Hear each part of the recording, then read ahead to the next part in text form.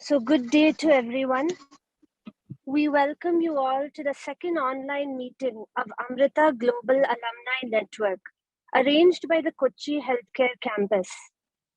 During the last session, we got to hear from the medical alumni living in the United Kingdom, Dr. Manikandan, Dr. Fajish, and many of the other alumni residing there.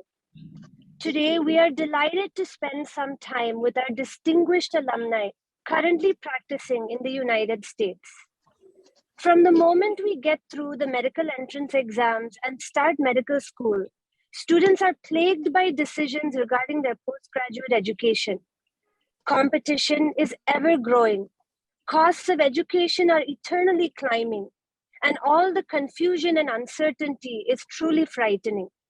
For those who make the courageous move to explore opportunities abroad, each option seems more daunting than the next. For a majority, the most formidable country to reach is the United States, especially for those who are not citizens of the US. In this regard, our students are so lucky. We have so many of our very own who have not only succeeded, but reached levels of excellence in their fields of expertise. This virtual meet is our attempt to introduce and connect our students to our dear alumni. We hope that their words will encourage and inspire our students in their path to higher education. We also hope to increase the interaction and communication amongst alumni and students worldwide. Today, we are honored to have our dear principal, Dr. Vishal Marwa sir, here with us. We also have many of our esteemed professors, faculty with us. All auspicious occasions must start by invoking the divine. Since we are all spread out all over the world, we will light a virtual lamp to invoke the blessings of the divine.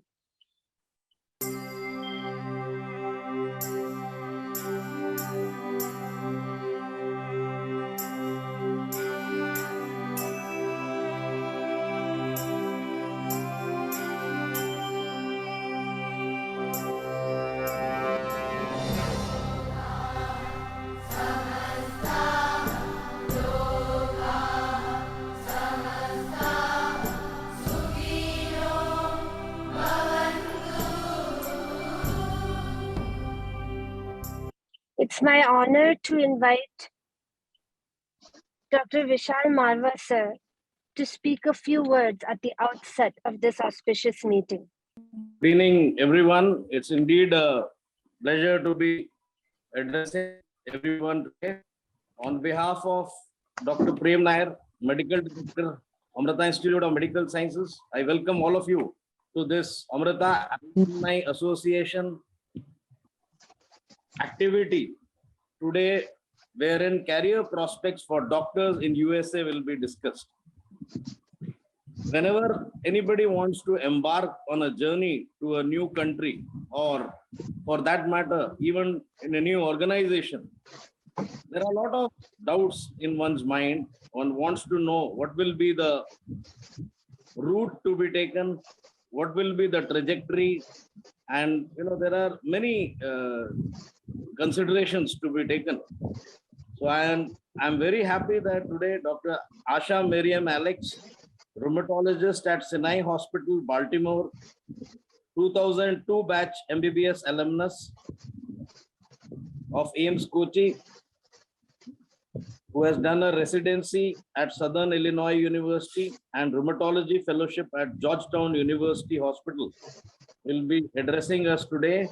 and Dr. Niju Baby, Narakathu 2004 batch MBBS alumnus of AIMS will be also addressing. He has done his internal medicine residency at St. Barnabas Hospital, New York, and he is an internist and medical director of integrated stroke unit at Riverside Methodist Hospital, Columbus, Ohio. So we are very happy and we look forward to the address by our alumni. And without wasting any further time, I will request the chair to take us forwards. Thank you very much. Thank you so much, sir, for taking time out to be with us here today. Thank you also, sir, for your endless support and encouragement. Before we get into the main event, I would like to introduce the chairpersons. Actually, these distinguished individuals, they don't need any introduction. The one thing that all of us alumni are eternally grateful for are the incredible teachers that we were fortunate to receive. Amrita School of Medicine has thus far been blessed with the most outstanding and inspiring faculty. And we are lucky to have some of the brightest stars with us today online to chair this session. Professor Ganapati Rao, he's the father of Internal Medicine Department at Amrita Institute of Medical Science. And he's not only a father of the department, but he was truly a father to all of his students, compassionately and ever patiently kindling a love of the field in each and every student's heart. I remember, I'm sure all of us remember, Asha Teti, Niju, when we would go on rounds with sir, the first thing sir would do was sit at the edge of the patient's bed and hold their hand. And only then would he start going through their case. Sir was literally God to every one of his patients, and he taught us all the real meaning of medicine. Sir, we are so grateful that you could be here with us tonight, and we invite you to speak a few words to felicitate this event. Over to you, sir. Namah Shivaya. Pranam to Amma. My dear young friends, young colleagues, Amma blessed me to learn medicine along with you. I never considered myself a teacher. I am still a student. I'm so proud to see Asha 2002, the whole batch of 2002. I remember all the names. Most of them where they are now, that also by God's grace I know, because most of them have contact with me. And extremely blessed by God that I could be with you during your formative years. I'm very proud that Asha has become a rheumatologist. Niju has become a stroke specialist in USA. Only because of your hard work, very hard work, sincere work, that you have reached that high place. And I'm sure all of you, not only two of you, all of the graduates from Amrita Institute of Medical Sciences, not only initial batches, I'm sure throughout the history of Amrita, our students will do very well in life. God bless them, whether they are working abroad. A lot of them are working in Amrita itself. For example, Zakaria Paul, one of the topmost young doctor I know from 2002. He has become a nephrologist. So many names I can quote, but I'm not taking time because all of you know. So only thing I would like to say now is God bless all of you to serve suffering humanity. And if possible, at least some years later, you should come and serve the motherland also. You do well in your life abroad, but then at least some time in your life, at least voluntary work also possible. You can serve your alma mater, and through that you can serve the suffering people of your motherland also. God bless all of you. Do well. Thank you very much for giving me this opportunity. Namaste. Thank you so much, sir, for your words. Before we move on to the main event, let me also introduce some of the other faculty here, teachers here who will chair the session. We all began our medical journey in the dissection halls of anatomy department And every student of Amrita will fondly remember our dear Mini Pillai madam, a true beauty inside and outside. There were some students who just never seemed to understand the 3D orientation of anatomical structures. Mini ma'am would ever patiently sit after hours with them, determined to help them comprehend. In fact, many of you will know, the alumni will know, one of my MBBS batch classmates, she was incredibly intelligent, but she was visually impaired. And I got to see Madam's patience firsthand. It was truly remarkable. Madam, we're so happy to have you here with us today. From anatomy, we graduated to pathology, and we all found a friend and a confidant in Bindu Madam. Though Madam was a professor of pathology, she might as well have been our batchmate, because her ability to relate with all of us was something that was so very special and unique. The moment we saw ma'am, all exam fears would vanish, and suddenly everything felt like it would be okay. And that feeling continues till today. Madam, thank you for taking your time to join us today. And last but not at all the least, we have one of the students' favorites, Professor Pradeep Jacob, PJ sir for all of us. The heart of the general surgery department. Sir is a giant bundle of fun and joy. So many laughs, so many amazing classes. Sir's precision and calm is something that we all carry on with us. Thank you, sir, for being here again for this alumni meet. So with this, let us move on to the sessions for tonight. We have with us two of our distinguished alumni. First, Dr. Niju Baby. He is a 2004 MBBS batch alumnus. After completing his internship here at Amrita, he got into an internal medicine residency at St. Barnabas Hospital in New York. He's currently an internist and the medical director of the Integrated Stroke Unit at Riverside Methodist Hospital, Columbus, Ohio. He will speak to us today about the residency application process in the United States. Over to you, Dr. Niju.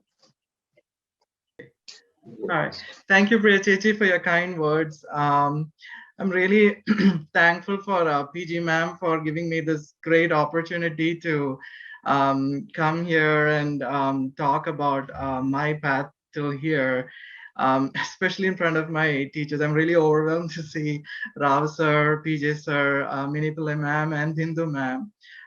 Really, this is a very proud moment for me, and also very happy to be here. And very thankful to PG ma'am for this opportunity. Without further delay, I'm going to move forward with the main topic. So I'm going to talk about mainly the application process on to move towards like getting into the residency programs in the USA.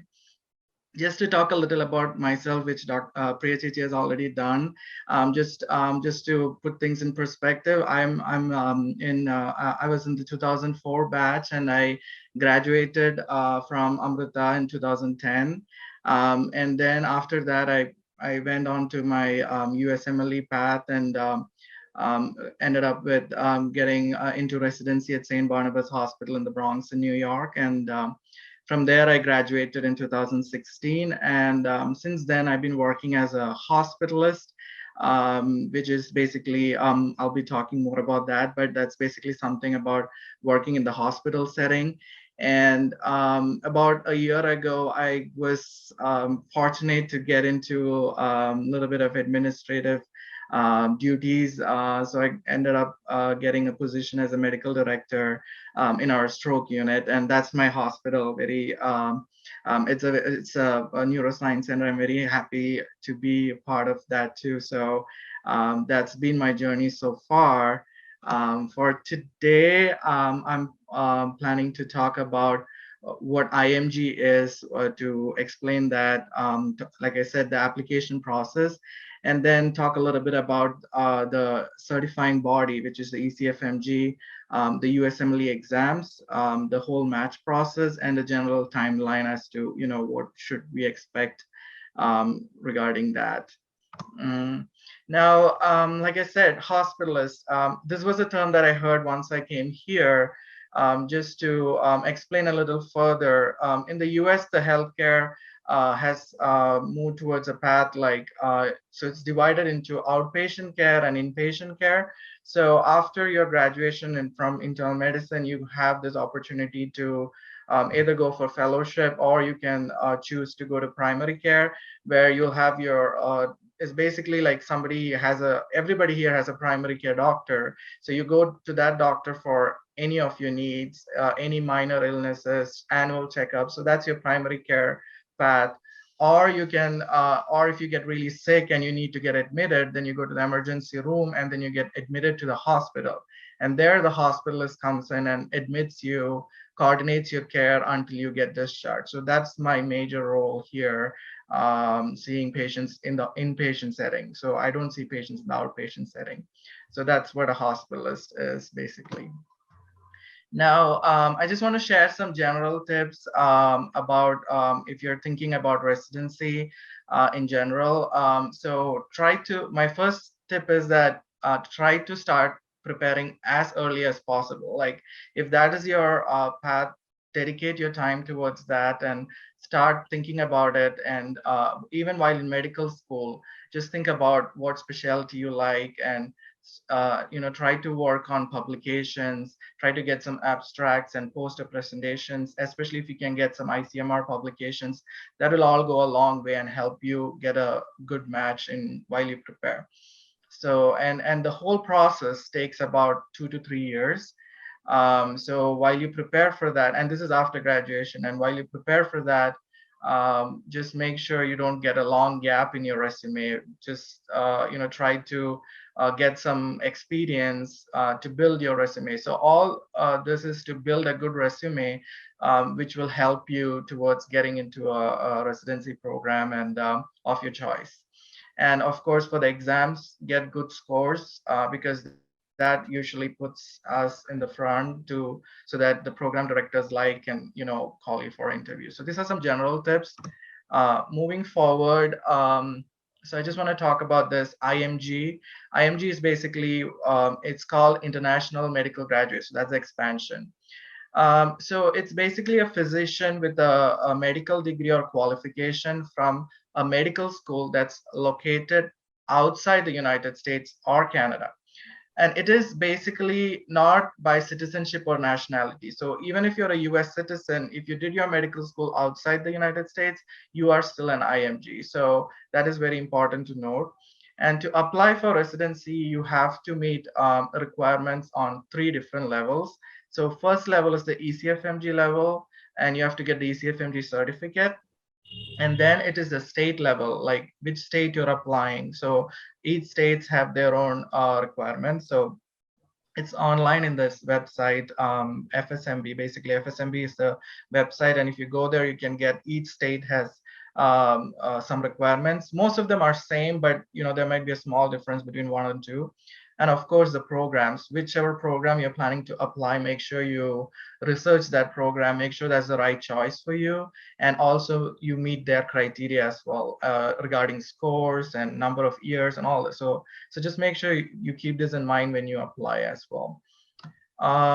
Some points to consider as an IMG. Now, this is not to discourage anyone. This is basically, I just wanted to put this out only because this is some of the barriers that you might face, and just want you to be prepared for this, and just to make sure you know this, and you can, if you know that, then you'll have something in your mind to overcome that. So first point is it depends on your country and medical school. Some countries, some medical schools, they consider more or less favorable. And I don't think we coming from the kind of education that we get in India is a problem at all, because it's considered really good. And I think it's a good point for us if you're coming to planning to apply for residency here. If you're a US citizen, sometimes they see earning a medical degree abroad as considered as a step down. So again, this is something that you want to keep in mind. And when you go for interviews, just something to explain yourself and have a good explanation as to why you decided to pursue your medical education or basic education in a different country. And most of the programs, they want to train doctors who will try to stick around and serve that area. So they usually want to have someone from there rather than someone coming from outside, because they're not sure if they'll stick around or not. So that's why that's another thing that you want to consider and try to convince them. The other one, if you need visa, visa requirements is always time consuming and it's expensive. So many programs don't sponsor that. So if you need visa, make sure you look into the programs and make sure that's the right program for you and they sponsor visa for you. So just make sure of that. And of course, as an IMG, there are more unknowns when looking from the program director's perspective. Like they feel like you're not familiar with the American healthcare system, you have some language barriers, you'll have cultural differences, and of course, you don't have family or friends. So you might feel like, so they want to they have all these questions in their mind. So if you can answer them and you're ready to answer them, that that will put you a little bit ahead of the game. So just like I said, nothing to discourage you, but just to make sure these are some things you want to keep in mind and prepare yourself for. Just talking about the application process in a nutshell, most important thing is if you're applying for the next year, that is 2023,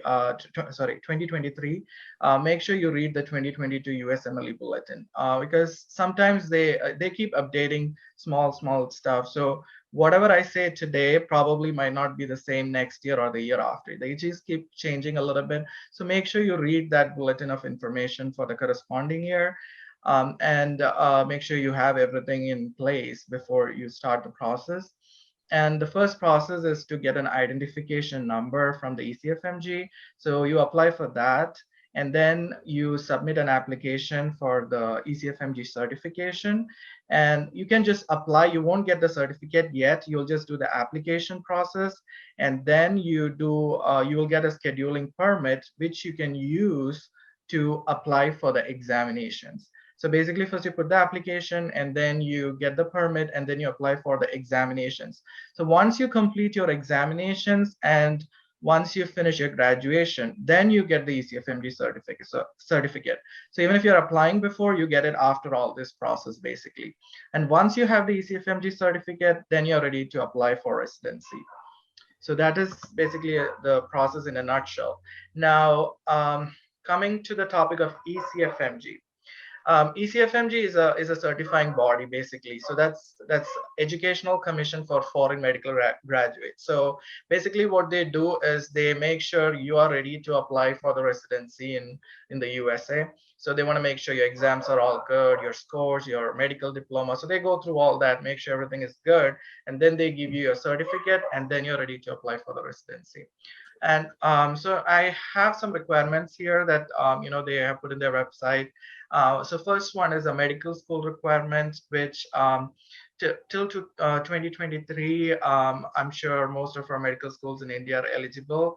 But from 2024, they are bringing up this new thing where you would need something called a World Federation of Medical Education accreditation, which I think NAAC is one of the accreditations. So I don't think Amrita will. I think Amrita already has that. So I don't think that's a problem. But so just that's why I say every year things change a little bit. So just make sure you have all the up-to-date information. And then to get the certificate, of course, you have to complete the application, which is basically an online application, which is available through their website called IWA, which is Interactive Web Applications. And you have to fill an identification form. So when I applied, there was a lot of paper stuff, but now it's all online. So it's very easy to do that, I feel, compared to what it was a few years ago. And so you have to complete that application. And for the ECFMG certificate, the requirements are USMLE Step 1, USMLE Step 2 CK, and if you have done Step 2 CS already, that's good. But if you have not, that has been canceled since the pandemic began. So if you have not done Step 2 CS, you have to be eligible for an ECFMG pathway, along with an English exam, which is the OET medicine exam. So that is in place of the step 2 CS now. And of course, medical education credential requirements, which wouldn't be a problem if you already graduated. What they're asking is you need to have 4 credit years towards completion of your medical curriculum. So these are the requirements you need to get ECFMG certified. Or continuing, so just a little bit about the English exam. So the occupational English test medicine, that is the OET medicine exam, you should take it after July 1st, 2018 for the 2023 application. And that date can again change based on the year you're applying. And they require, for now, they require a grade B, which is a minimum score of 350 on each of the 4 measured sections. And they should be in a single test administration. So that is their requirement right now for the English test exam. And if you have already met the clinical communication skills requirements, which is the step 2 CS exam, then you're good. If not, then you should have an approved pathway application for the match. And basic other criterias are you should not be barred by ECFMG in the past. And I just put this there just so you know what to expect at the price for application, like how much does it cost. So it's $925 for the certificate as such. So that is the ECFMG certification process. And just a little bit about the pathway. So I talked about the English exam, and you need a pathway application. So for the pathways, right now there are 6 pathways that they have put forward. I think most of you who will be applying in the future will belong to pathway 1, which is basically you need to have a license to practice medicine in another country without supervision. So if you have that, then you can apply through pathway 1. And that, so if you have already done step 2 CS in the past, and if you have failed that in the past, then you cannot go through pathway 1. You have to go to pathway 6. But otherwise, you can just go through pathway 1. And you can also use your provisional license as well if it is permitting unsupervised practice. And again, the dates, I put the dates here, and which can change as the year goes by. So basically, right now it's 2018, January 1st. So what they're saying is it has to be valid on or after that date, which means even if it's valid before, it's fine. And if it is not valid currently, that's fine too. But as long as during some time period, if it is valid after this date, then you're eligible to apply through pathway 1. And of course, that license or registration has not been subject to any disciplinary action. So that's something that they look into. The pathway 2 is basically if you have passed any standardized clinical skills exam, like for other countries, like if you have taken the Australian exam, something like that, they consider that too.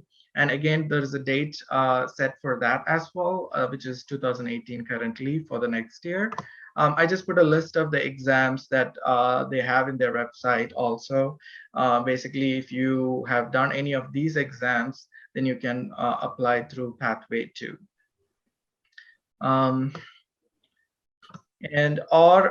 Which I don't think this applies to us. I'm not 100% sure. If you are graduating from medical school, that applies an OSCE exam specifically required by a medical regulatory authority. So then also you can apply through pathway 2. And these are the other pathway 3, 4, and 5 basically explains. So pathway 3 is all like the accreditation that your medical schools have by different bodies. So that's pathway 3, 4, and 5. And actually there is a list online. If you check on World Medical School directories, you can see if, if our medical school you can apply through any of these pathways. But I think pathway 1 would be the easiest. Or pathway 6 is the last pathway of the 6. So basically what pathway 6 says is that if you need to be evaluated by a licensed physician in your country using a mini clinical evaluation exercise. So they say you need at least 6 encounters. And so they have some criteria for the physician evaluators. So the evaluators should not be a close family member, and they should, so there's an online process that the evaluator has to do in order to make sure that ECFMG accepts them as an evaluator. So, and then they have to follow that a series of exam, and each evaluator can only do at least 2 encounters. They cannot do all the 6 encounters. So these are some criteria for Pathway 6 that you need to keep in mind if you are applying through Pathway 6. And if you have a failed CS attempt in the past, this is the pathway you take to move forward in the application process. So these are the ECFMG certifying process that I talked about. So first you apply, and then you do the exams, and then you you take the English exam, and then you apply through the pathways, and then you get your certificate, the ECFMG certificate. So regarding the exams, a little bit in detail about the exams. So you probably heard about this before as well. So it's the USMLE exam, basically, which is the United States Medical Licensing Examination.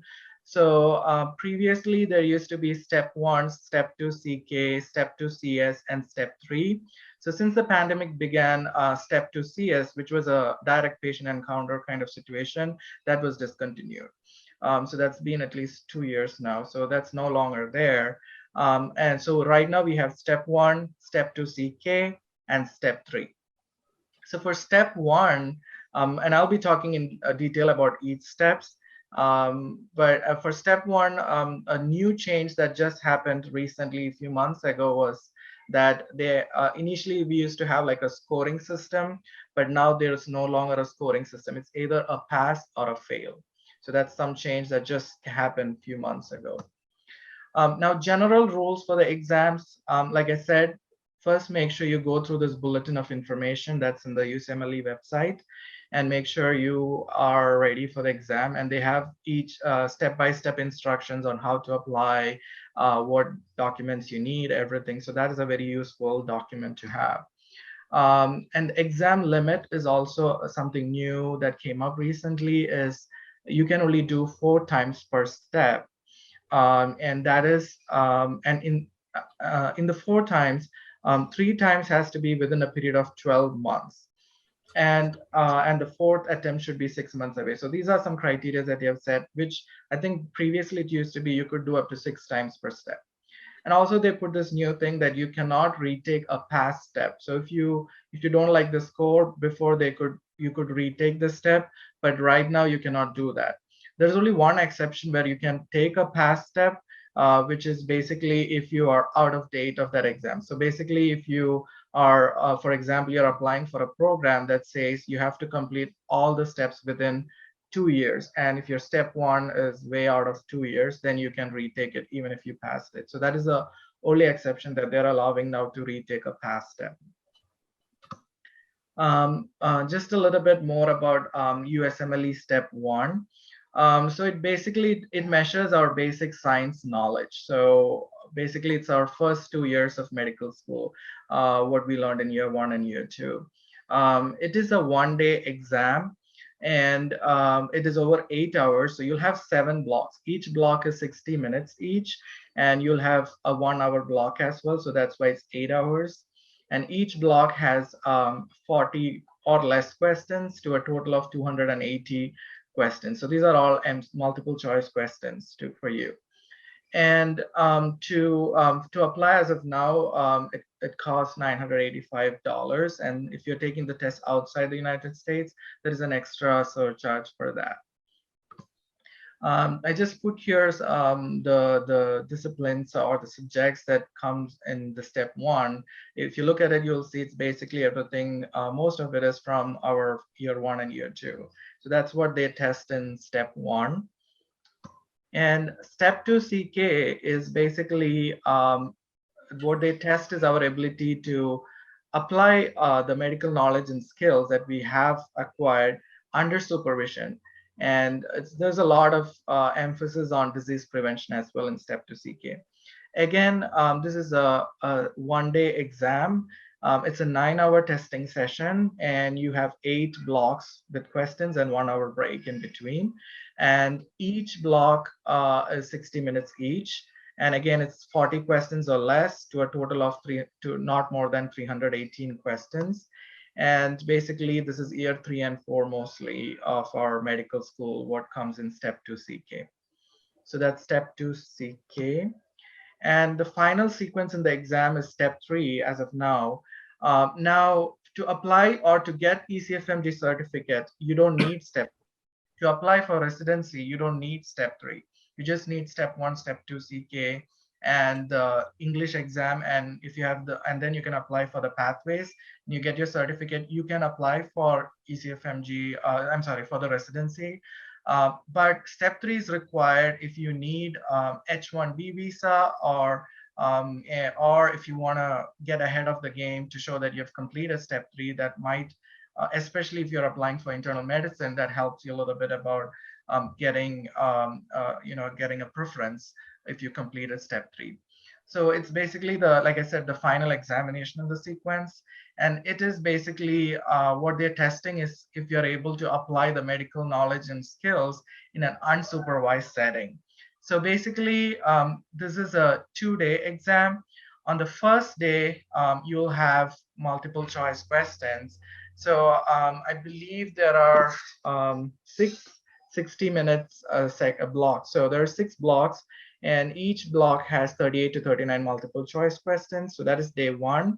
And on day 2, it's a little bit advanced clinical medicine, where you'll have 2 sessions on that same day. The first session will be multiple choice questions, where again, it's a six blocks, but it's 45 minutes each.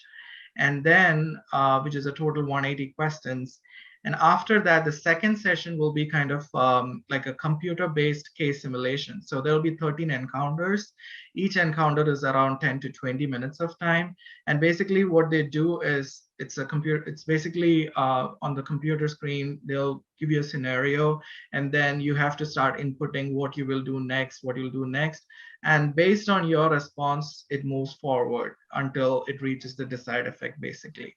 So that's what that session is, and it's a little interesting. So that's what the day 2 goes with as far as step 3. For preparation for the USMLE, now I know everybody has a different story to say. There are a lot of people have just done 1 of this or 2 of this. So it really depends on what you're comfortable with, what you can, and some of them are expensive. Some you can get online. So there are a lot of pros and cons to each. But in general, what is there now is UWorld or USMLE World. It's all online. You can do a lot of questions and mock exams as well. And then there's this new thing which I did not do, but I've heard from the recent graduates that they do this boards and beyond. Is another preparation that has been helpful, and really that's what everybody is doing these days. And there's been, of course, a Kaplan, which is what I did when I prepared for the exams. They have videos and they have books, and so you can use that. And then you have first aid. You can use that. And then NBME, they have these mock exams where they give these exams for step 1, step 2. It's kind of a mock exam that you can purchase each exam and do it. And that is something that you can use throughout your preparation to know how, like, it's kind of like they give you a score and okay, this is probably what my score is going to be if I go for the real exam, kind of thing. So you can use that to assess, like, are you ready for the test kind of situation. So one thing about the USMLE exam is once you take a date, try to give it on that date. You can still move that date a little bit, but beyond 3 months, I think it's difficult to. You'll have to pay again for the exam. So there are some criteria there that you have to make sure. So these mock exams will let you know that are you ready for the exams. And usually the scores for this exam are, they say that mock exams are mostly difficult than the actual exam. Very few people have said otherwise too. So just keep that in mind as well when you do these exams. So that's all about the USMLE exam, the sequence, and in broad about what it is. And like I said, everybody has different stories regarding preparation. So talk to as much people as you can before, while you go through your preparation. Now, I have some strategies here to match, and this is not just mine. I've talked to many people. Even when I was preparing, I talked to people senior to me and also people who have matched now. So I just put points from different people here. One common thing that I heard was try to apply broadly, especially as an IMG. Make sure you have applied as much as possible to different, at least 100 to 150 programs, so that increases your chances of getting more interviews. And try to take any interview that is offered, even if it's not your program of choice or it's not in a place that you like, because one thing, it will give you experience for your interviews. And also, second thing, by chance, if you match there and you can accept that, and there is something called a scramble. So after the match, if there are unfilled positions in a place where you don't you haven't which is your choice, and if there is unfilled position, you can try to get that as well. So that's why I try to take as much interviews as possible. If possible, try to gain clinical experience in the United States. Now, having said that, it's not an easy thing to get that clinical experience here, especially if you are on visa. If you're a citizen or if you're a green card holder, that's not that you can. It's still difficult, but you can. You don't have that hurdle of visa. But if you have the visa issue, it's a little bit difficult to get clinical experience in the US. And try to gain research experience. Many program directors have this passion for research, and if you have that, if you're able to talk about it, if you're able to say that you have publications published in really good journals, that can put you way ahead of the game. So try to get that, which you can do right now, like in medical school as well. And of course, try to get the best scores as possible, because as an IMG, unfortunately now, since step one has stopped doing the score part, that is a little bit of setback for an IMG. So I think as of now, step two CK is where you have that ability to show that your score is higher. And there are many programs that they set the cutoff, like if your score is less than this, they don't even look at your application. So try to get good scores to get into those programs, and try to get a strong medical student performance evaluation, which is MSPE, and also strong letter of recommendations. Now, these are very important, especially for the program directors here. They value that a whole lot. Like, they like it, they want to know you, but these are the only ways they can know you. So they go through that, and just make sure you have a strong testimony that identifies you as the right candidate. So these are some documents that you'll have to make, especially the MSP is a little bit longer document. There is a format that you follow usually, and then it's basically getting evaluation done by your professors in your medical school about how you've been through the medical school and all that. So getting that and a good letter of recommendation definitely will help. And of course, a personal statement is something that you'll have to upload in the application process. And make sure you give a good deal of time for making a truly personal statement. And it's very important. Again, it is your opportunity to show that why you are the right candidate, why the program director should call you for an interview. So make sure that stands out, and it's unique. You shouldn't have like a common theme, like make sure yours is unique and it stands out, and try to proofread that if possible. Like there are experts who does that, or even like colleagues have applied or matched recently, or just that would be a good practice to proofread that. So these are very important things, like just give your time for that personal statement, getting a good strong letter of recommendation. These are very important for you to put you ahead of the game for during the match. And networking opportunities, don't miss any opportunities to get to know everyone like this, like an alumni meet. You can reach out to any of your alumni and see, and try to network and try to find out as much information as you can about programs, about the place. And you never know, that can be something that can help you get into residency as well.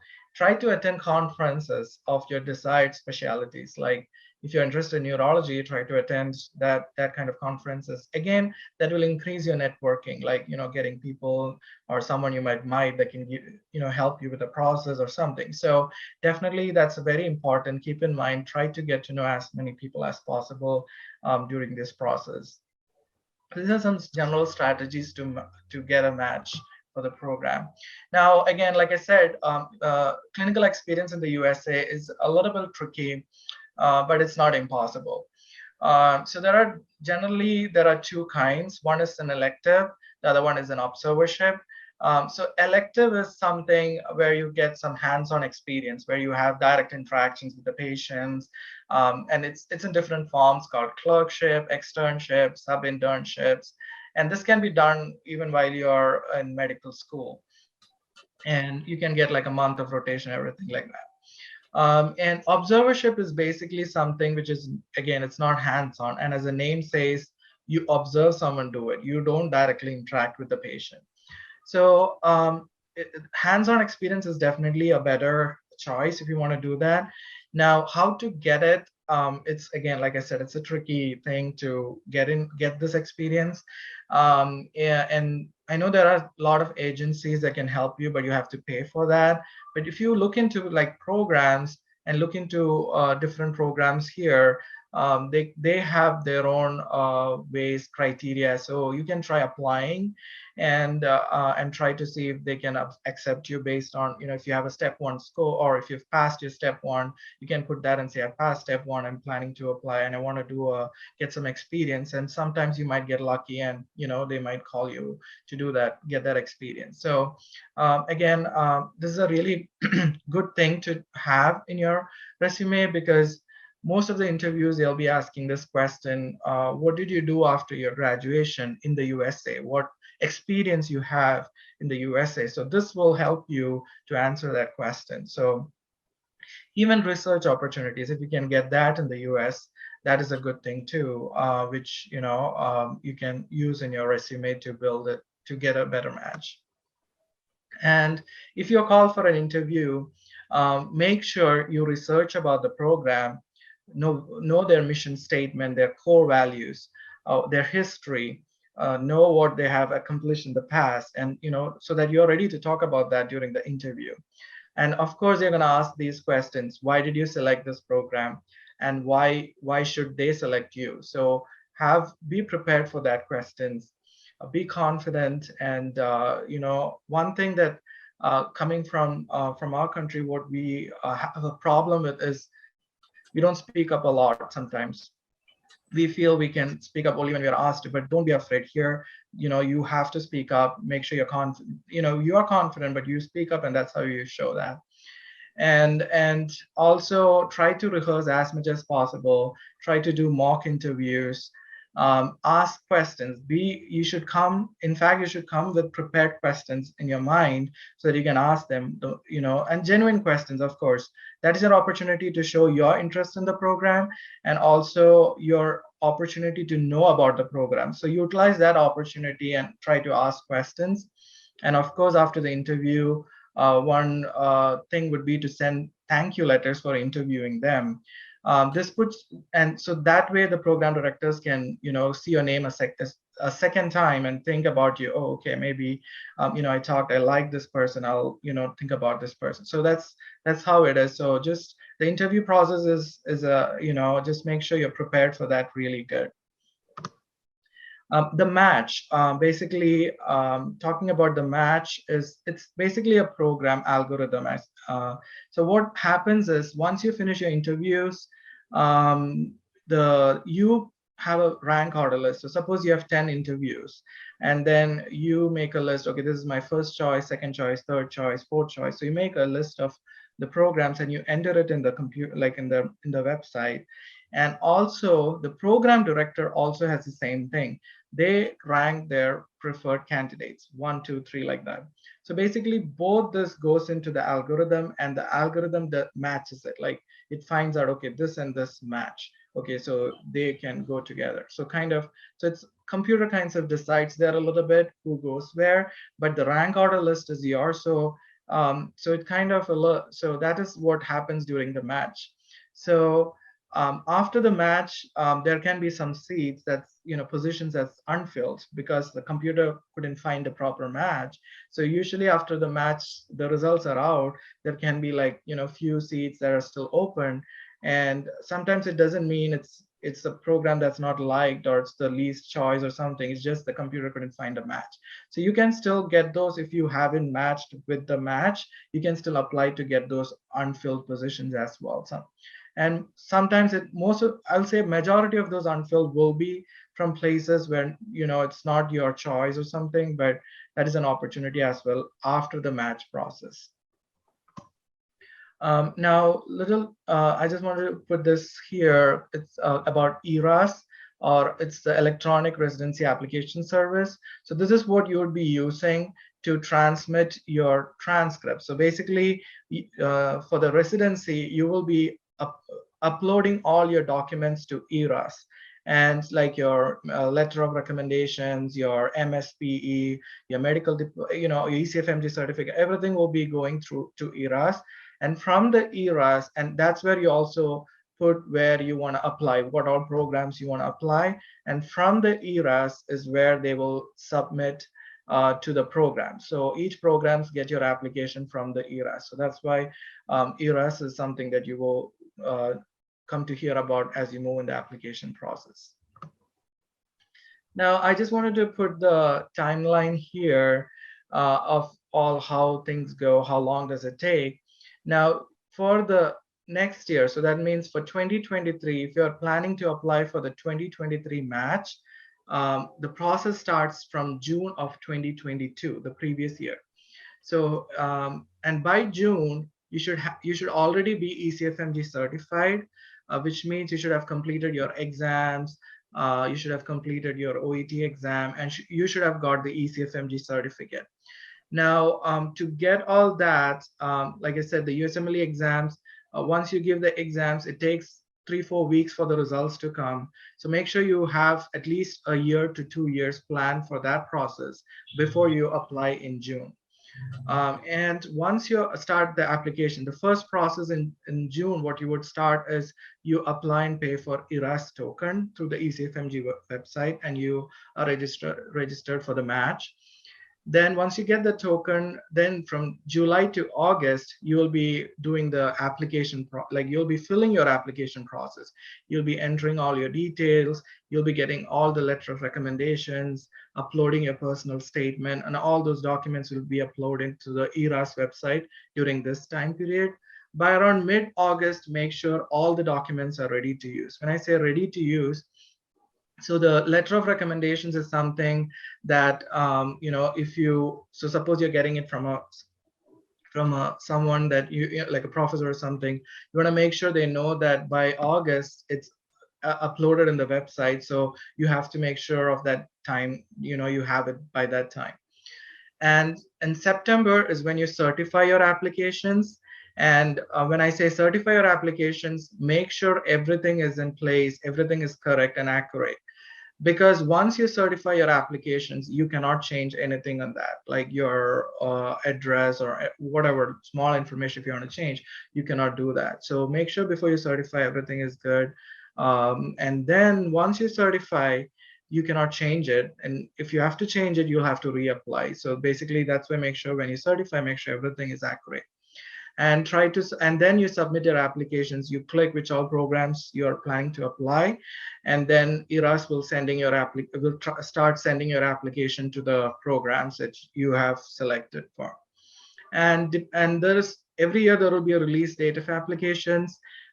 Last year it was a little bit delayed, I heard, to end of September, but usually it's early September is when they release the date of. So what happens during that process is, whatever you have uploaded will be transmitted to the programs. Whichever programs that you've selected, the program directors are able to view them now, and then they start calling you for interviews.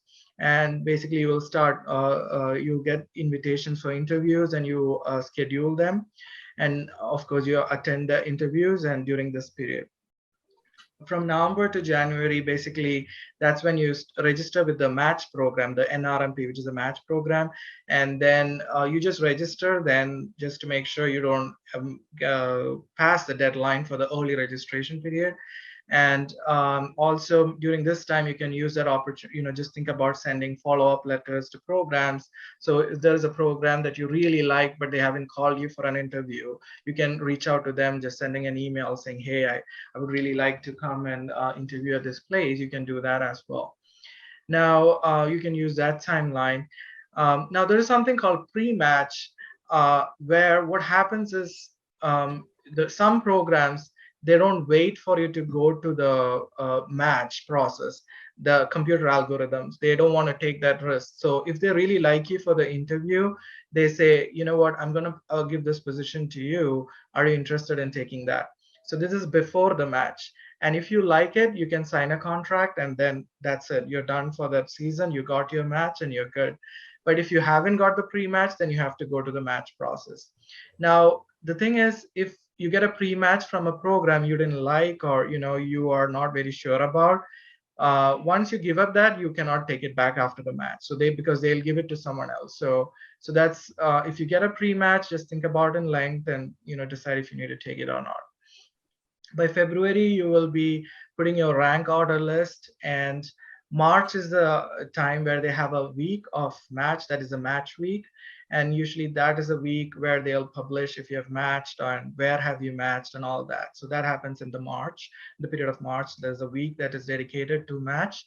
And then after that, then it's the post-match soap, which is basically filling up of unfilled positions. It's called scramble, basically trying to get positions filled after the match. And by end of May, the season is closed for that year. And in June, residency will start, or June, July, residency will start, and you start with the process. So that is in general the timeline for application. Like I said, before June, make sure you finish your exams and everything, and you have the ECFMG certificate. And each of the step, the preparation usually is few months. And after the exam, it takes few weeks, 3 to 4 weeks to get the results. And for the ECFMG certificate, again, it takes few weeks. So like that, be prepared to dedicate 1 to 2 years before you apply for that application. And by June, make sure you have that ready so that you can apply for the next season. So that is the timeline in general. And that's the main application process that I want to talk to you about. And that sums up what I wanted to talk about. I've put my cell, which is my WhatsApp number as well. If anybody have any questions, or if you want to know more about each step or something, definitely reach out to me. You can reach out on my phone, or my email ID is also there. So it's just I would really, I'm happy to help if somebody has any questions or anything in this session or even after. Feel free to reach out to me. We'll be happy to help. And I hope I could, I can help someone and, use this opportunity for that. That's all I have. And next, I think Asha is going to take over and talk more about what happens after residency, and also, I mean, getting into residency, what happens, and also a little bit about what kind of programs you can apply to and all that. That's all. Thank you, Niju. Yeah, thank you so much, Niju. Now we'll move on to Asha Chechi's talk. Chechi, you are ready? So good evening, everyone. Thank you so much, PG Madam and the Alumni Association, for inviting me to talk a little bit more about how to get into a residency in the US. Niju has done an excellent job, and he's done most of the heavy lifting for this process. So I'm just going to be touching upon a few points. Before that, I'm so happy to see Rao sir, Minipale Madam, Bindu Madam, PJ sir. It's been so many years, and I'm so happy to see you all. So a little bit about myself. I am from the batch of 2002, the first batch, very, very lucky batch to have the most wonderful teachers and batchmates. I came to the US, I completed my medical school in 2007, and then internship. And then 1 year I, was thinking of writing the Indian entrances, but then decided to come to the US after I got married in 2009. And then I started writing all the exams, like Niju said, step 1, 2, at that time there was CS. And then I got into an internal medicine residency at the Southern Illinois University in Springfield, Illinois. And soon after that, immediately, I had applied and got into a rheumatology fellowship. And that I did at Georgetown University Hospital in DC. And then I'm both certified both in internal medicine and rheumatology. I'm also certified in doing musculoskeletal ultrasound by the American College of Rheumatology. I then took an extended break, partly because of visa, but also because I had my children. And then currently I'm working as a rheumatologist at Sinai Hospital in Baltimore. I do mostly outpatient clinics, but we do see inpatients as well when they come in with issues. So I wanted to show some of my batchmates. This was taken during one of the festivals, and you may recognize many of these faces. We have Dr. Biju Chandran here, who is a liver gastrosurgeon. He was at Amrita till very recently. It's his birthday today, so happy birthday, Biju. Dr. Siddharth Vishwanathan, a very close friend of mine, my study partner, one of the most intelligent people I know. He's a vascular surgeon at Amrita currently. All these people are doing so well. Sajid, Rajat, you can see Zachariah Paul. Dr. Rao sir just talked about Zach. He's a nephrologist at Amrita. Neville, yes, Neville. Rupa Rajan, Aisha, Alia is in the US. She's a pathologist. My best friends and roommates, Merlin, Jesslyn, Devi, Bulbul, everybody is doing so well. So my objectives for this talk is to talk about visa sponsorship. So when a lot of the people who are applying for residency are non-citizens. So you need a visa sponsorship to come to the US and work and do a residency. So I'm going to talk about visa sponsorship and how to choose a residency program.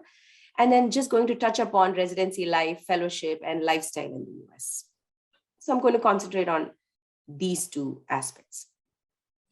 So this is data from the 2022 match. So the match that just happened this year. I just wanted to show you data of how many people are actually matching. So it's encouraging to see that in 2022, there were 12,912 international medical graduates who applied. And the number of those who have matched is 59.4% this year compared to 56% last year. And they have further divided it into US citizen IMGs and non-US citizen IMGs. And I'm going to concentrate on this non-US citizen IMGs, where you can see there were 7,864 participants, out of which 4,571 or 58.1% of them matched. So it's a good number, I think, for being an international medical graduate. And you can find all this data on the AMA website, and I'll discuss some more websites where you can go to see the data. So it is encouraging. So coming to visa sponsorship. So there are many different visa sponsorships that you can get to start a residency. The first is a green card or a citizen. So if you're a green card or a citizen, it's a no-brainer, right? You can apply to any program, you're eligible to any program. The visas that the institution has to sponsor for you to come here and work include the H-1B visa, the J-1 visa. There is a J-2 visa pathway where you can do residency as well. That is, if you are a spouse of a physician who is on a J-1 visa, or the O-1 visa, which is rarely given for residency. So the H-1B visa is a visa for temporary workers who have any professional degree who can come here and work. So this is a visa that is not very commonly sponsored by programs, and I'll tell you why. Firstly, let's see what are the criteria to get this H-1B visa. You have to have completed all the 3 USMLE steps, including step 3. Step 3 is an exam usually given while you're in your first year of residency. But if you want to get an H-1B visa, then you have to complete step 3 even before you apply. You have to be certified by the ECFMG. So you have to write all the exams and be certified. and you have to fulfill the Department of Labor requirements. Now, this is something that the program will make sure. It's basically that they're going to pay you similar to other people, and just because they're sponsoring you, they're not going to pay you less or anything. So your pay will be the same. The advantages of the H-1B program is that it's sponsored by the employer. So you don't have to pay anything out of pocket, but the employer, on the other hand, will have to spend a couple of $1,000s, you know, $3,000, $4,000, $5,000 to get that visa sponsorship for you. You can be on this visa for up to 6 years, and there is no catch to this. So for example, when you're done with 6 years of H-1B, you can just move on to, you know, your green card or continue H-1, you know, get another kind of visa. There is no catch to this. You don't have to go back to your country or anything. The disadvantages are that there are very few number of programs who are sponsoring this visa currently, because there are a lot of immigration nuances. So they change the rules all the time, depending on the administration, who is the current administration, etc. The cost for the employer is significant. So like I said, they have to spend a couple of $1,000s for sponsoring a candidate. And the other thing you have to remember, and very important, is that most fellowships, they do not sponsor an H1. So if your aim is to just come and complete a residency and not do any specialization or fellowships, then H1B is the option that you should look for. There are only few programs, so there will be a lot of competition for those spots. But if you want to do a fellowship, then it doesn't really matter whether you do the H1B visa or the J1 visa, which I'm coming to, because you would then have to fulfill all the criteria for the J1 visa, even if you didn't take it for residency. If you take it for fellowship, you still have to complete all that criteria to move on to another visa. So then we're coming to the J1 visa. So that was the H1B visa. That is a great visa to have if you're only coming to do residency. Sorry. And then you don't want to do a fellowship. The J1 visa is the most common visa that is sponsored by programs for residents. So any type of, this is a type of exchange visitor visa that is sponsored by this organization called the ECFMG that Niju had talked about. They can sponsor you for residency, they can sponsor you for fellowship, they can sponsor just a research fellowship, not to do residency or fellowship, just to do research. It's renewed every year by using a form called the DS 2019, and this your program will guide you through how to renew it every year. You don't have to pay for this either, and you can be on this visa for a maximum of 7 years. So imagine if you come to do a residency is anywhere from 3 to 4 years, and fellowships are usually anywhere from 1 to 3 years. So you should be able to do everything in this time period. The criteria for this visa is you should have completed USMLE step 1 and step 2. You don't have to complete step 3 for this. You have to be certified by the ECFMG. Once you get a program to say, yes, we will sponsor your J1, then you need a letter from that program saying we have offered you this position. And you have to obtain a statement of need from your country. So from India, from the Indian government, you have to obtain this statement of need saying that we need people trained in this specialty. And so we are okay with them coming to the US. And this is a standard procedure. Now, here is the catch with the J1 visa. There is something called a 2-year home country requirement. Now, what does this mean? This is basically where after you finish your period on the J1 visa, so your 7 years on the J1 visa, you cannot move on to a green card or an H1B or any other kind of visa unless you go back to your home country for 2 years, work there, and then come back. Now, why is this not something that people do? Now, this is the reason for this is because people are scared, right? Once we leave here, will we be able to come back? Will we get another visa? Will we get a job? You've been out of, the system, and how do you get back in? So what are the ways around this? And I will come to the ways around this. Hardly anybody does this, but there are ways around this, which I'll come to.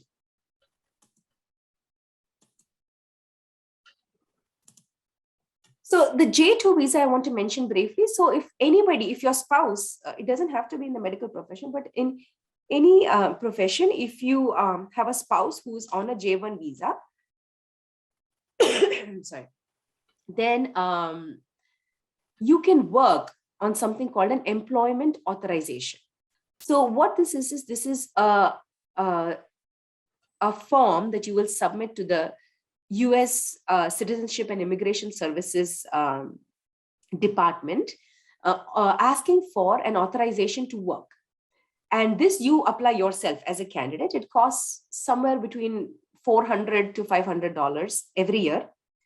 And what you do is you apply for this, and with this, you don't need any visa sponsorship from your institution. So you can do residency, you can do fellowship. For the duration that your spouse is on the J1, you can be on the J2 and work on the EAD. So this is a great visa to have. And this is how I personally did my residency and fellowship.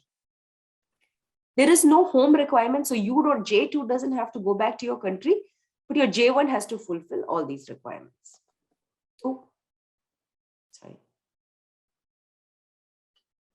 Okay, so now we're going to go to J waiver. Okay, so how do we go around the 2-year home requirement? So there are 3 circumstances where you can go around this home requirement.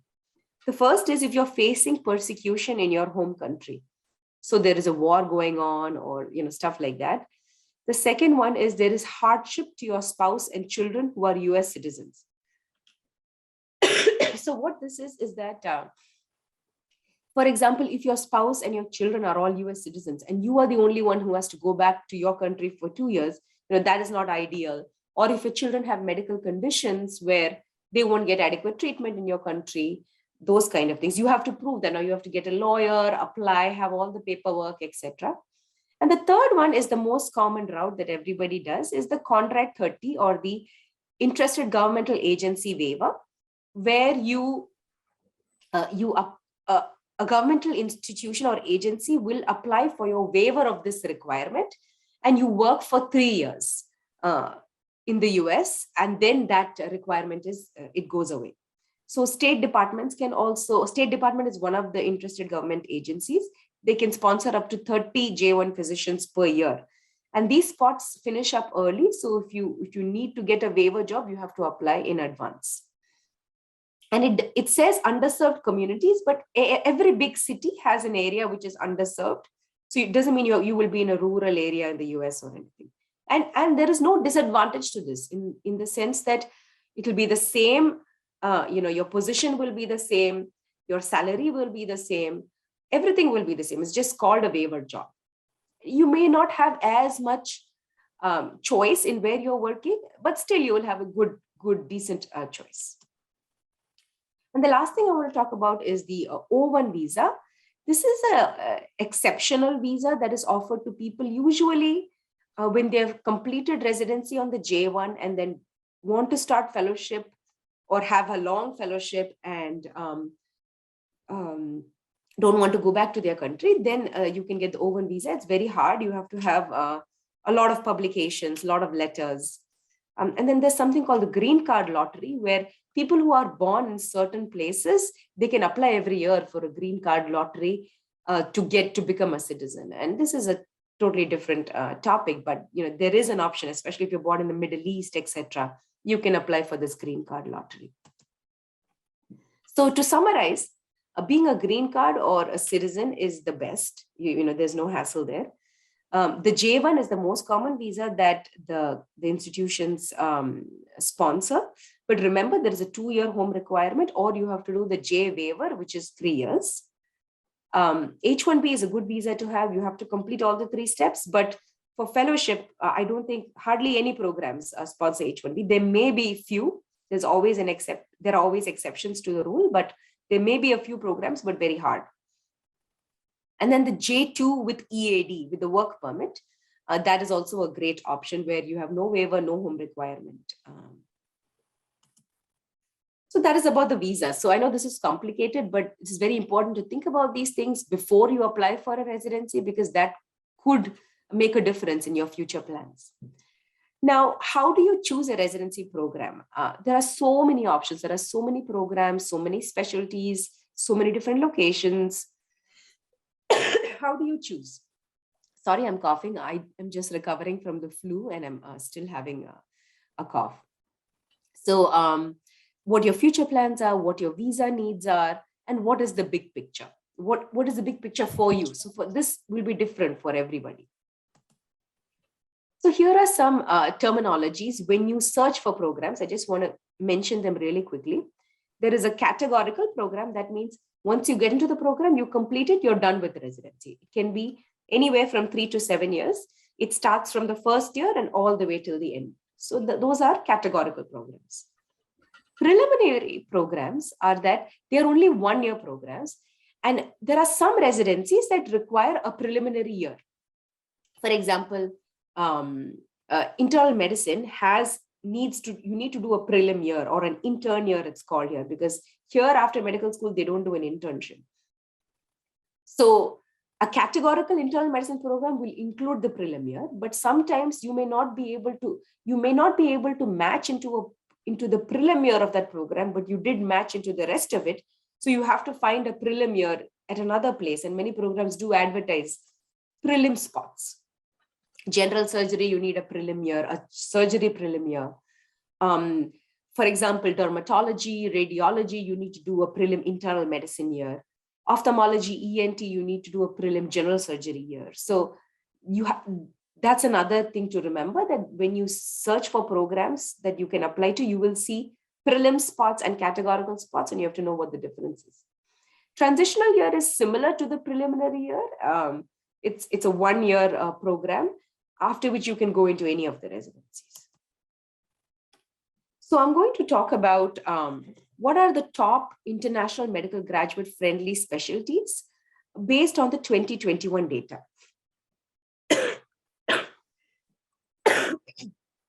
Now, as you can see from this, internal medicine is the most IMG friendly specialty in the US. You can see 3,416 people, IMGs matched into internal medicine.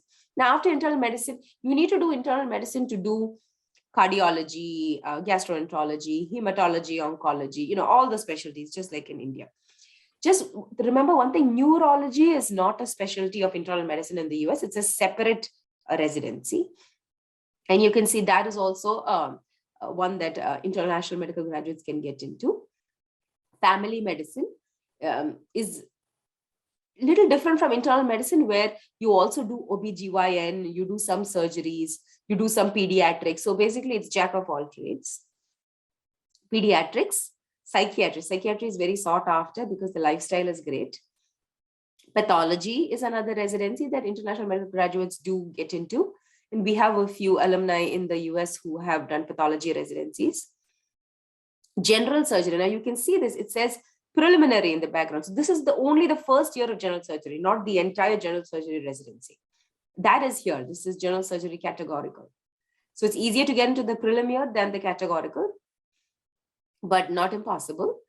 And then as you come down the list, you can see stuff that are very hard to get into are dermatology. You can see nobody matched in dermatology residency. So this is a very sought after specialty in the US, even among the American graduates.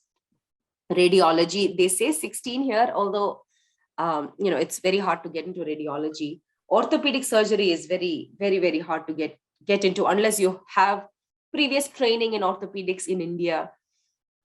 And then you worked with different research fellowships for a few years. It's really hard to get into orthopedics. Now, there are some specialties that are not even listed here, like ENT, ophthalmology. These are also very highly sought after specialties that are very hard to match in the US. So the reason why I'm presenting this is not because you can't apply for those. Just remember that those are the specialties that are very hard for international medical graduates to get into. And the easier ones are the medical subspecialties. This is the 2021 data. It's separating them with US IMGs and non-US IMGs. And if you look into this column, you can see that internal medicine categorical had a lot of people get matched there. You can see family medicine, pediatrics, pathology, and then dermatology and orthopedic, just like I mentioned before. Again, I'm just listing this from the NRMP data. This is the National Residency Match Program data. all available online. You can go there and take a look to see what specialties are easier for international medical graduates to match into. Now, how do you choose a geographic location? Like there are so many programs all over the country. How do you know where to apply to? So the common sense answer would be, you would try to be near family, and that is a big plus, especially when you're going for interviews. They'll ask you, why did you choose this program? And if you say, my sister lives here, or my uncle lives here, they understand that you would like to come here, and they would put you higher on the list. It depends on personal opinion whether you want to be in a big city or not, because there will be more cultural diversity there. There'll be more Indians there, or is like-minded people there. And some people, this is a big consideration, whether there's an international airport there or not to travel back home. Location-wise, this is the data from 2020 showing what were the top international medical graduate friendly states. And as you can see, New York tops the list, followed by Michigan, Florida, Pennsylvania, New Jersey, the Midwest, Illinois, Texas. So it does not make a big difference, where you get into, as long as it's a specialty you want. And, if it's close to family, then great. But I wouldn't limit yourself by, these states. Now, how do you select a program? Now, thankfully, there is this website called the FREIDA website, FREIDA, FREIDA. And what you do is you register for this website and you go in there, and you can see here, there are different options, residency or fellowship. So this is a website which has more than 12,000 fellowships and residency programs there, with all their details listed there. So all you have to do is go there and put some filters in. So you can choose a location, a program type, whether it's university-based, community-based, what the program profile. You can even put in a visa sponsorship, all these things, and then it will generate a list for you. Like you can see in this example, it's generated 102 entries for when they looked at anesthesiology, a university-based anesthesiology program. Then what you can do is you can further, like I said, filter it by putting internal medicine, J1 visa, and the percentage of IMGs in there, so that'll ease, instead of going to each residency's website, which is, it's very time consuming, is to put all the details that you want in here, and it will generate a list for you. Then you can click each of the programs and see all their details, including, I'll come to that, work hours, vacation, pay, all these things. And then you can make a decision. For example, if you choose one of the programs, this is what comes up. There's an overview, there is an environment, there are policies and benefits. So how much holiday you get, what is the leave policy? It tells you the program director information, who to contact if you want to get into that residency or for the interview, how long the program is, all these details are available. It tells you the average duty hours. So see, they're comparing 3 different programs here. And one of them has 64 hours a week, while this program has 48 hours a week, so you can make an informed decision. You're going to be really busy if you go to Mass Gen Hospital for anesthesiology. It tells you the salary. So you can see, this is the Ochsner Clinical Foundation in New Orleans. Their starting salary is $51,000. That's because they're located in New Orleans. But the program in Boston will start at $63,000, and that's because the cost of living is much higher, and it's a bigger place.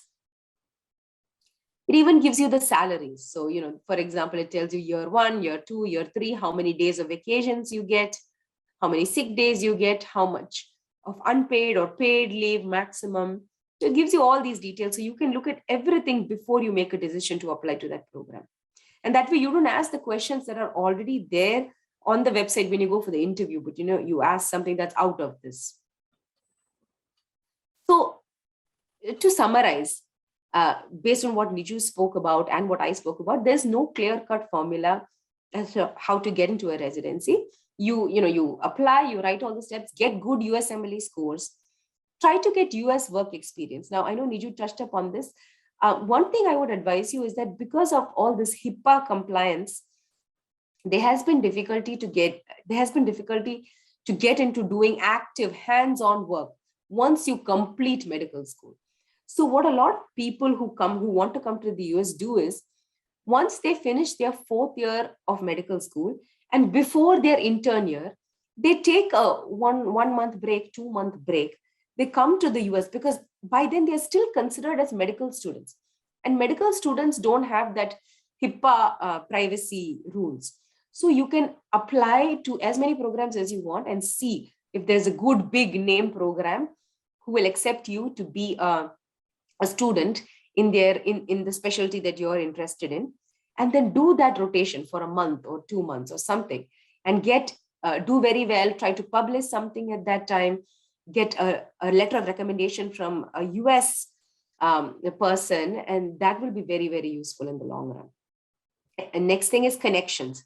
Like Niju said, connections are very important. If you know somebody in a program, do not be shy, to reach out to them and say, I'm applying to this program. Can you give me some tips? Or could you, is there a way that you can recommend me? Now, remember, people who don't know you at all cannot recommend you, but, they can give you tips and they can put in a word with the program director. And then nothing is impossible, right? This seems very hard, but, it's not as hard as you think it is. Nothing is impossible. If you want to get in, you will get in. The other considerations to look in are what are the residency salaries. So when you come in for a residency, say you're coming with your family, etc., the starting salary depends on where you are, depends on where in the US you are, based on the cost of living.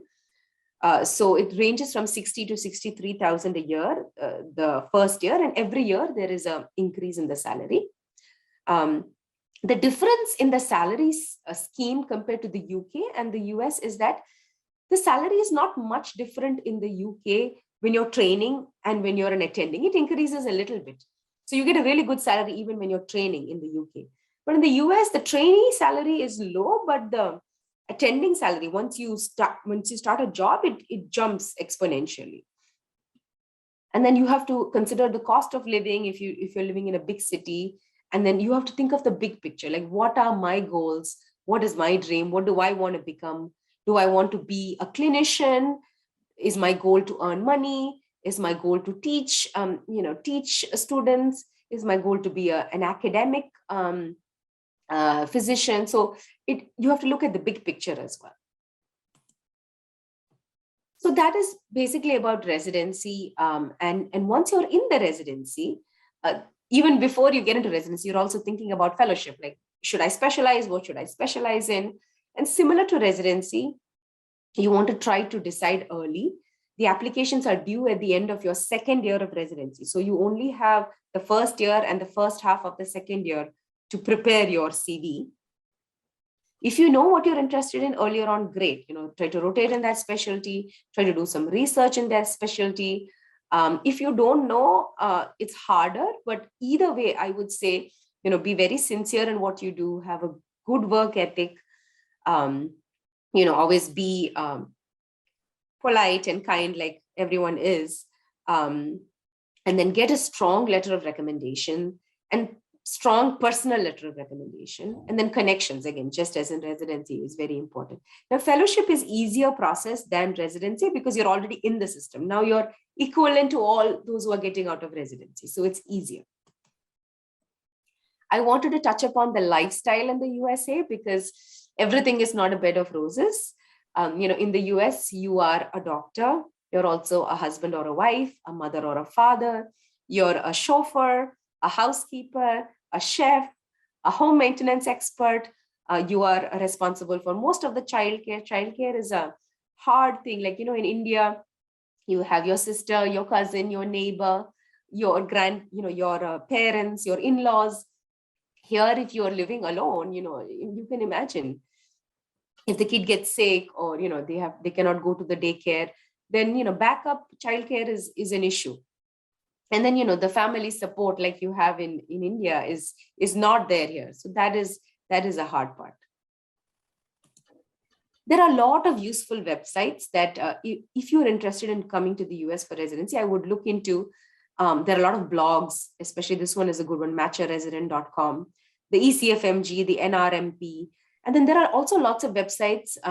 This was shared by Dr. Archana Sreekandan Nair. She's also from the batch of 2002. She did her ENT residency in India and was working there, but then her husband had to move here based on his job to the US. And she wrote all the USMLE steps. She is completing her third year of internal medicine residency now and has gotten into pulmonary critical care, which is a very sought after fellowship. And she'll be starting in July. So she had shared these websites with me. These are sites that you can apply for medical or clinical research jobs. So when you come to the US, while you are preparing for the steps and waiting for the results, you can simultaneously be doing some research work or writing work, something like that. There are also a lot of, I wanted to mention, there are also a lot of Facebook groups that are IMG Facebook groups where people list their experience and where they did observerships or hands-on work, which can be useful. These are some memories from my med school days. Dr. Manish, he's a radiologist at Amrita still, I believe. Anil Kokat, Arun, Dhanya Hariharan, similar, some of my best friends. And then post Amrita, one of my closest friends, Anushri Prabhakaran, everybody will know her from 2002. She is my very, very, very close friend. She had visited me when she came to the US. Her sister lives in the US. So her husband, Dr. Lakshmikant, and her son, Krish. This is my husband and my older son at that time. I did not have my second son at that time. And then I also met with Fajish in Vancouver when we went for the American Academy of Neurology meeting, where my husband and Rupa Rajan, also from 2002, had attended that conference. And there have been so many occasions where we could meet our classmates. I don't have all the photographs, but I wish I could share. But every time you meet your classmates, it's just a different feeling altogether. So thank you again. Thank you so much to the Alumni Association for asking me to give this talk. I hope it could be helpful.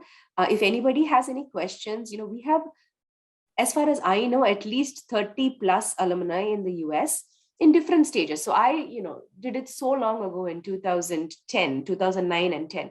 But there are lots of newer graduates who can be very helpful with the new procedures. They keep changing every year. But we're happy to help if anybody has any questions when you start out the process. And that's my email ID on there. If anybody wants to contact me, PG Madam has my number. And, just remember at the end of the day, a lot of luck is also involved, a lot of God's grace, luck, the blessings from your parents, your teachers. And, at the end of the day, you get in. If you don't, there are other pathways. There are, so don't take everything too seriously. But, if you're interested in coming to the US, it is a very, very doable thing. If any help is needed, please feel free to reach out. Thank you. Thank you, Asha Chechi. In spite of recovering from your sore throat and fever, thanks for accepting our request. Now we will move on to our question answer session. That is, anyone has any questions to ask, please feel free to ask. I guess a lot of UG students have joined, so please feel free to ask. No one is judging you here, so you can ask whatever questions you have. I see Atira Nair, she's on there too. She's one of our alumnus from 2003 batch, I believe. She is a pediatric cardiologist. She's wonderful. I had the opportunity to meet her a few years ago. So I'm sure she has a lot of insight with pediatric subspecialty. Thank you so much for joining us, Atira. Sure, Om Namah Shivaya. It's so nice to meet all the familiar faces. Feels like I came home. Miss home so much. Miss Amrita so much. Haven't come back in like 5 years. To see Rao sir, your face, sir.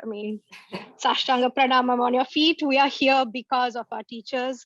Yeah. I just wanted to tell all the students that are studying in Amrita that I mean, this is not flattery towards Amrita, but the kind of resources you get in Amrita and the teaching you get, it's so superior.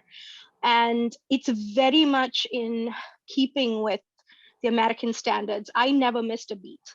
I came here and I just hit the floor, the ground running. Whether it's examination or bedside manners or anything, which is so important. That's how you get into the program, how you get your foot in the door.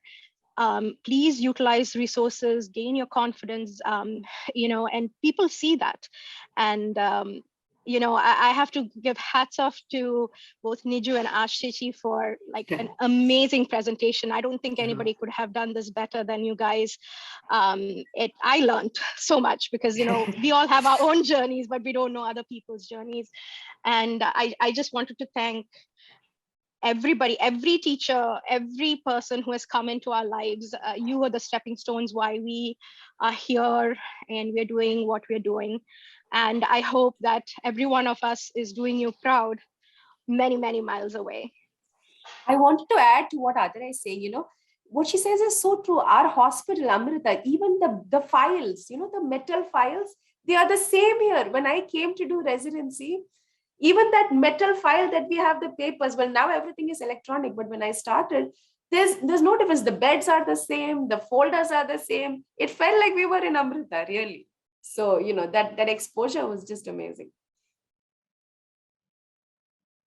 I did want to mention a couple of things. This with COVID, the match system has been a little bit more challenging, and it's not impossible, but remember that everything is virtual now.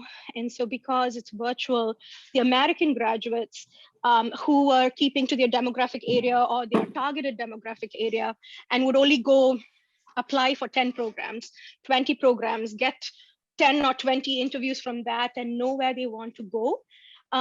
They are applying now to all programs that they can afford because they no longer have to travel. Usually the travel and the hotel and things like that add. And say I'm at University of South Alabama.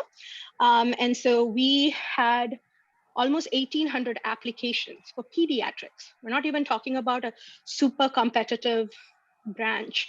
And we actually interviewed 300 people for 12 positions. So for each position, you can imagine how many competitors you have in that position. I wanted to just say that, not to discourage, but to say, if you want to come to the US, try not to hang on only the subject you're interested in. Sometimes it's important to get the foot in the door. You can change it once you're here. But if that's something you really are moved and want to do, please consider that. And the other thing also is, please focus on foreign medical graduate friendly hospitals. And just like Ashichi was saying, there's the US citizen, IMGs and non-US citizen. The IMGs are mostly from Caribbean schools too, and they are mostly American graduates who didn't get through MCATs in the US, that they are going into the Caribbean. And so, and that those schools actually have contracts with the residency programs and things here, so they get first preference. So you really want to be able to do a very strategic application. In my program at University of South Mobile, please come here. It's a very foreign medical graduate friendly program. There's J1 applications that's available, and actually probably about 95% of our residents are foreign medical graduates, not international, not just from like Caribbean schools. And so really getting that, and it's a competitive university program. So you can get any fellowship you want to get into from this program. So really reaching out to your alumni, please, we are here and we really want to help you. And there's nothing better than running into you in our ER when we go for an ER consult. I think that's like a dream when that happens. And so please reach out to us. I was just going to say, if the alumni at Ames, if you'd like to, I know you've gathered our data, but if you wanted to either create a more active Facebook group or something that people can ask questions, we're happy. We're here to be resources. Thank you, Atira. You're very welcome. Anyone else? Anyone else wants to ask something? Any of our students? No one? Okay, fine. Then we'll have a small virtual certificate giving session for Asha Chechi and Niju. Actually, we'll be sending it to you. Ma'am might have already communicated to you regarding that. So Yes. these are the certificates we have prepared for you. This is for Asha Chechi. Thank you, madam. Thank you. And this Niju certificate. Thank you so much, ma'am. Really happy. Thank you. It's actually our honor to be able to give this and to help our alumni back. Yeah. Thank you. I have to really congratulate PG madam. You know, she without her constant like messaging us, do this, is it ready? Can you help us? You know, we are not very we weren't motivated in ourselves, but PG madam has done such a great job of, and because of her, because of this, we actually now have a small WhatsApp group of the US alumni. From Amrita, we have a small group so we can communicate with each other as well, because I didn't even know that so many of those people were here. Thank you, madam. Thank you. Okay, so I'll just proceed with the vote of thanks. Okay, so is everyone sure no one wants to ask anything? I just wanted to see if Ramesh, Archana Srikandan Nair was here. I see Babita has joined. Babita is in Yeah. Lakshmi, I don't know if this is Lakshmi Sushila Nair, because she's a hospitalist at here in the US as well. again, hello. Hi everyone, this is Archana. If you guys have any questions, please feel free to reach out. I can share my contact details with PG ma'am. So those who are wondering, we have already completed an MD or an MS from India, and then we have to move to the US. Archana is a great resource because she did her ENT in India and then she moved to the US. So you know, it's a long path, but she did it so effortlessly, and now she's going into fellowship in July. So she's going to be a great resource for that. And hi everyone, I'm Babita. I just want to say Asha and Niju did such a phenomenal job, and thank you to AIMS for having us back. It's such a joy to see everyone, especially I know we've all been commenting about how browser has changed our lives. I just want to say I decided to pursue neurology because of Browser. I remember one particular class where he taught us the circle of Willis, and that's how I fell in love with it. But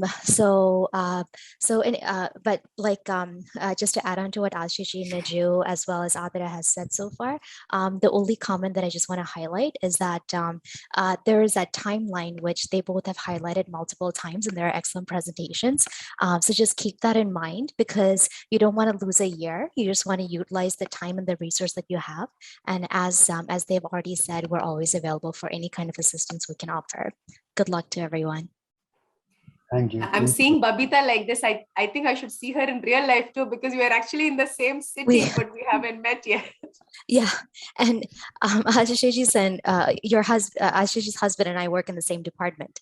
Yes, yes, yeah, such a small world. Yes, yes, yep. So Babita is. Are you done with your fellowship, Babita? I'm wrapping up my fellowship in June, and then I'll be staying on as faculty. Oh, that's awesome. So you know, she's doing wonderfully. She's at Johns Hopkins. Okay. Sushil is saying, oh, Sushil is here too. Sushil Shivaram. Yes, Sushil, speak up. Hi, can everybody hear me? Yeah. Oh, hey. yeah. Okay, hi everyone. So I can probably bring up some other aspects of the journey to getting to America. I'm an American citizen who had joined Amrita in the 2005 batch, and my journey back to America was it's very similar, but it was a little different from the others. So if there are any American citizens at Amrita right now. I can kind of enlighten you about that journey. And but I have to admit that one of the things that I can confidently say is that Amrita is strong. Amrita's training, the people, the professors, the teachers we have are amazing teachers.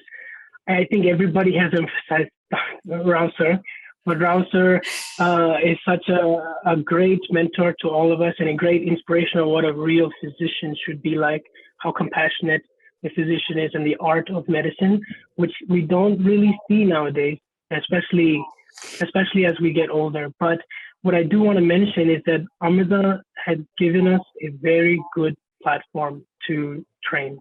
And you can see that many of the physicians that are practicing here that are from Amrita are one of the strong physicians here. Like myself, I was able to get promoted very quickly just based on my training from Amrita. So I'm currently the chief of hospital medicine and the director for resident education here in Las Vegas. And I don't think I would have been that confident in my skills if it wasn't for the background that I got from Amrita. So the other thing I wanted to mention, Ashish and you did a great job with your presentation, and that gives you a good structure. But I have to mention, this is a very emotional journey. This is a very intense roller coaster ride that you might be going through. Each person has their own story, but I just want everyone to be prepared for that. And please know that each person, you might be in first year, second year, third year, or in your internship, I don't know exactly, but each person is on their own little journey.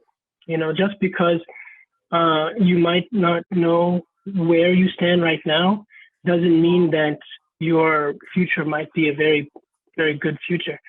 So each person is on their own journey. So do the best you can at the moment. So, you'll realize there's this concept of continuous improvement. So if you think please don't feel discouraged at whatever level you're at right now. You just continuously improve, learn, and absorb as much knowledge as you can from the great teachers you have. And you'll be surprised at the outcome a few years from now. These things compound over time. Well, good luck to everybody, and thank you so much for inviting me. Thank you. Thank you so much, Thank you. Sushil. Yes, Sushil. So I'll just proceed with the vote of thanks. Yeah. Little Rama, more Rama, formality. please, Rama, I Yeah. think Rausa was raising his hand to speak Oh, something, right? sir, please, sir. I didn't. It's only one. Very, very grateful to all of you. God bless you. Only one word I would like to add regarding Adira. Adira and Manoj Prathapan were two of my best house hands in my life. Oh. All of you are great. All of you are great. But I'm mentioning Adira specifically because she knows why I'm mentioning it. So I don't want to go further. God bless all of you. Do well in life. Loka Sumasta Sumino Bhavatu. Thank you. Thank you, sir. Thank you, sir. Adira, please keep in Rao, touch. sir. Nana Sir, knows my I numbers and all. don't have it. I don't have What- your phone number. I'm getting it from Manoj, and I'm calling you. And sir, there are no words. If I use words, then the words will fail. So when I sorry. come, I will get more blessings. And I really wanted to mention that to our alumni, to our children who are studying in Amrita. In Malayalam, they call it Gurutvam. If your guru blesses you, then you can go anywhere in life. Yeah. So don't ever hurt them even in 1 second. I don't know. I have been up to my own mischief in college in my own ways. It's part of life. But wherever you go, if you can just for a moment meditate on the teachers because we are standing on the shoulders of everybody else who got us here. There is no, self-effort is there. Self-motivation is there. So please, at any stage in your life, the lower you are to the ground, the easier it is to fall and get up. So please, do smarna to all the teachers. I mentioned Rao sir, but Bindu ma'am, Minipila ma'am, I mean, every one of you, I mean, there are no words, and we don't appreciate that when we are in college. because all we see is the discipline. And the knees knocking together when we are trying to do rounds and we're trying to present. But many years down, I mean, I remember Sushil as this little boy who was just running around. I mean, I just remember Sushil just this running around little boy, and look at him. I mean, so proud. And so many years down, you will have the same stories. And this we can build this. We are everywhere. Amritans are everywhere. It is actually a species now. We are a human species now. So thank you for this opportunity. Thank you so much, Adira. Your words and your emotions are really, it's a great, nice thing to observe, and we feel proud of you. And all of you, I just would like to tell you, we had a discussion with the director and other people in the alumni here, also from the university, Amrita Vishwavidyapitham, that we want to provide a card, alumni card, for all students who are alumni. Now you give me your inputs from yours. What are the facilities you expect from Amrita? I have written around 12 to the director, and he has accepted everything. There was no the saying like priorities and for appointment, priorities for any of your relatives to get admitted. So many things I asked, and everything was accepted. Now I would request you people to give me input so that that card, it is a digital one, as you show to the counter, it will give you all the facilities. Whatever we do now, that facilities will be given to you, not that you have to go and ask for it. So you please give me input and I will do it for you. Okay, thank you. What a great initiative, madam. Thank you. Thank you, ma'am. Thank you. Thank you all. Okay, so just a small formality, that's vote of thanks. Om Amriteshwari Nama. It's my immense joy and honor to be standing in front of you all to acknowledge everyone's presence today for the humble effort we have put together to give some insights to our young buddies, our UG students. In fact, to all of us, we got a lot of information from you guys about the future prospects in the US. First of all, I would like to begin by thanking our beloved Amma, because if not for her, this institution she has put in place, without which none of us would have come together and none of this would have been possible. My humble pranams at the lotus feet of Amma. I would like to extend my gratitude to Dr. Vishal Marwa sir for gracing this occasion with his presidential address. Unfortunately, Prem sir couldn't join us. We are already logged into another meeting in Delhi. A hearty thanks to Dr. Ganapati Rao sir for giving his inspiring felicitations, sir. Thank you. A big thanks to all my beloved faculty members who have taught us and inspired generations, and I'm sure they will continue to bring out the best in their students in the coming years also. I'm talking about none other than Rao sir, Pradeep sir, Bindu madam, Mini Pillai madam. Thanks a lot for chairing the sessions. It's not that I'm forgetting about the stars of today's show, that is Dr.Asha, Chechi and Niju. I'm a proud junior to Asha Chechi and a proud senior to Niju. And I thank you guys giving such insightful information to our young budding colleagues. I'm sure you have inspired and kindled the fire inside them. I thank Priya actually, who was she happens to be my batchmate. Of course, you guys know, but students don't know. So, and she was rightly called as a master of ceremony. She has indeed mastered the art of conducting flawless programs. She's a veteran when it comes to conducting such programs. Now it is time to address the backbone of this whole program, which you all might be already knowing. That is a person who is always ever active and full of energy. She does not care whether it's her birthday, because the previous function when it was conducted, the meeting, it was actually her birthday, but she didn't even go to her house till late night. People were waiting with her cake. She does not care whether she has any other personal obligations. Once she gets committed to something, she sees to it that it comes through. It's none other than our beloved PG madam. And thanks to her, a motherly figure. We all know from our UG days how she addresses us by calling Monu and Molu. So thank you, ma'am. I pray for Amma's grace to be with us always like this, and so that as Amrita family, we can meet every now and then. Namah Shivaya. So now I'll be just asking them to play the national anthem, which was played by Siddharth Vishnath Chetan, who is now working as a vascular surgeon in AIMS itself, my senior 2002 batch. He has played it actually on his violin. So we'll just have the national anthem.